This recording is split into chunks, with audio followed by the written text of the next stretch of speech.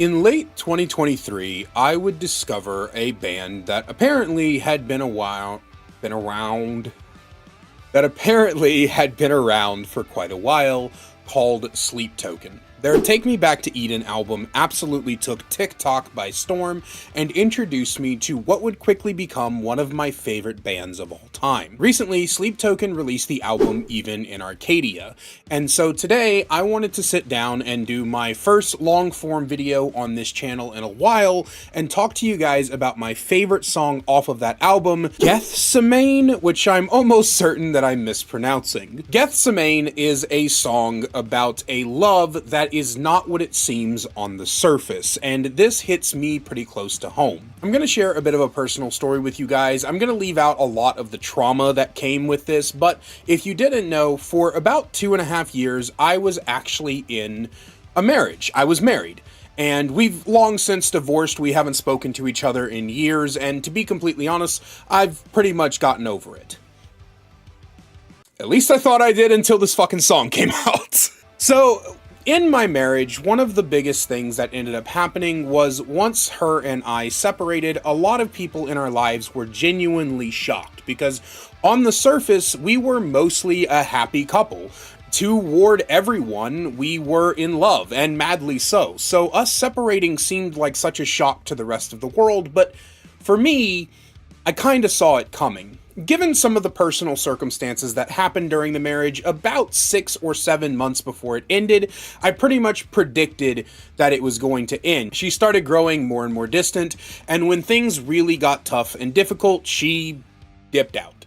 Essentially, it really felt like I was in love with her, and she wasn't in love with me. Or, as the lyrics from the song goes, I was in love with the thought that we were in love with each other. These lyrics hit me the most, that one pair of lines, but the entire song, when you look at the lyrics, is realistically just all that. The song is about a love that seems true and deep to the rest of the world, but to the people in it, they know it's not real. The song is actually very reminiscent of an old Conway Twitty song called It's Only Make Believe, where Conway expresses how the rest of the world sees his wife as loving him, and he knows that she doesn't.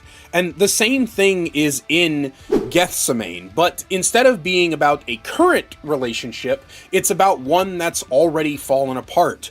The rest of the world is coming to Vessel and being like, wow, I can't believe you guys are apart. What happened? What's going on? Weren't you guys in love? And that's why he's constantly saying things like, but you were trying your best, and that's the thing I tell the others. You never listened to me, and that's the thing I tell the others. He's basically saying that he's telling everybody else out there that it was all a fake. It was all a facade. They all thought it was real because she wanted them to think that it was real. And he's trying to explain to people how much he's hurt and how much she put him through, but no one really believes him. No one really understands what it's like. Another big theme of this song is trying to become somebody else for the person you love. This is also something that I went through in that fateful marriage. My ex-wife tried to ruin a lot of my spirit. I used to have fun regardless of who was watching. I would sing and dance in public. I would tell jokes no matter who was around if I thought they were funny. I was outgoing and had an explosive personality. And slowly but surely over the years, my ex-wife would manipulate me into no longer being that person because she was embarrassed by how childish her husband was. This is something that Vessel also talks about. I got caught up on the person I tried to turn myself into for you. Someone who didn't mind the push-pull parlor games. Someone who wasn't always crying on the journey back. Someone who didn't feel the low blows either way.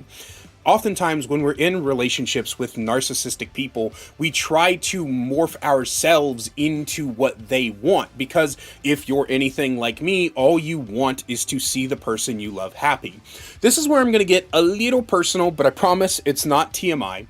My ex-wife wanted an open relationship at one point, and I let myself get manipulated into telling her yes. This seems like a weird thing to people who haven't been in this situation, but like the song says, I tried to be what she wanted. I wanted my wife to be happy, and when she was upset and threw essentially a temper tantrum by giving me the silent treatment when I told her I wouldn't let her sleep with one of her coworkers, I ended up giving in and told her to go do it because all I wanted was to see the woman that I loved smile. Narcissistic relationships can absolutely destroy us, break us down, and turn us into someone we're not. And here, 6 years later, I'm still recovering from what she did to me. I'm still trying to become the person that I was before her. I'm still trying to shed that make people happy type of attitude that I gained for when I was with her. And that's really what this entire song is about. It's not only about how the rest of the world saw a happy couple and how Vessel is trying to explain to them that they weren't happy, that he was just trying to please her and she never really loved him, but he's also trying to shed what she turned him into. He's trying to break free of the shell of the trauma, and that's really what makes this song so in depth, so powerful to a lot of people. If you're on TikTok at all, you'll notice that Gethsemane is one of the most played songs, one of the most referred to songs by a lot of the Sleep Token fandom. Now, I don't have numbers for this, but I'm going to guess that this is more than likely the most popular song off of that album, and it's because a lot of people have been through this. But no matter what age you are, everybody has known a narcissist in their life, and a lot of us have dated and even married them, and then once we're out of that relationship, now we have to go through so much crap, breaking through so much trauma, that it really actually shatters our hearts inside and out. This is one of the reasons Sleep Token is my favorite band, because, like I said, I've heard this song before. It's Only Make Believe by Conway Twitty. But this is such an in-depth form of that kind of song that it really speaks to a lot of people on a different level. Thank you guys for joining me for, again, the first long-form video I've done on this channel in a long time. I don't know how much more of these I'm going to do, but I'll tell you what, if you like this video, let me know down below. What's your favorite Sleep Token song? And maybe I'll do a short-form analysis of that as well. I love you guys so much, and I will see you in the next one.